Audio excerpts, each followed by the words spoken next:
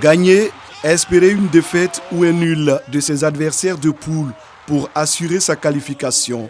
On peut le dire, c'est un exercice de probabilité auquel les supporters ivoiriens sont coutumiers. Tout le monde est dans les calculs. On doit faire au moins un match nul pour pouvoir être au moins troisième. En cas de défaite, ça sera un autre calcul encore.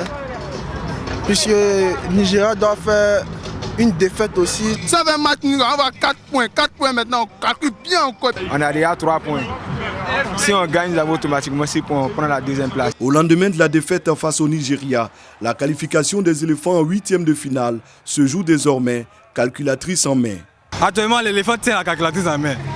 Voilà, on réfléchit beaucoup même, fort, comme le comptable même. Tout avait pourtant bien commencé le samedi 13 janvier en match d'ouverture. Les éléphants démarrent en force en s'offrant la Guinée-Bissau 2-0. La Côte d'Ivoire occupe alors la première place devant la Guinée équatoriale et le Nigeria.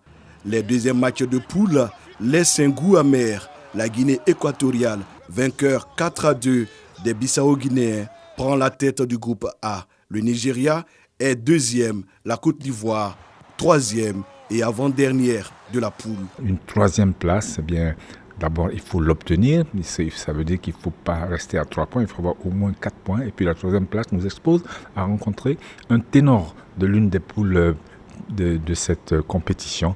Et là, ce sera l'incertitude totale.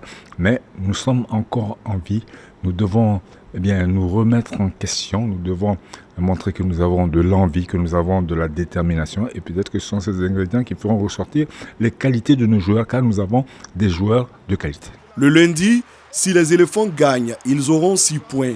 Si le Nigeria bat la Guinée-Bissau, les Super Eagles auront 7 points. Les 6, on pourrait en faire à profusion. Seulement, la seule garantie pour être au deuxième tour reste la victoire. Il ne faut pas rester dans le découragement ou dans les calculs de probabilité. Non, nous devons gagner. Nous devons gagner.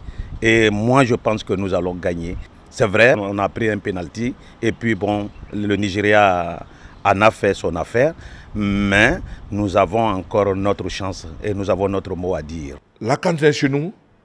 Et je crois qu'il n'y a pas meilleure motivation que ça. Et je crois que déjà pour eux, même pour leur carrière, ils ont besoin d'aller au deuxième tour pour pouvoir encore démontrer qu'ils méritent encore mieux et qu'ils les aident de l'avant. Ça y va de l'avenir de notre football. Du football au jeu des scies, les supporters ivoiriens pensaient pour une fois échapper à l'exercice. Que non.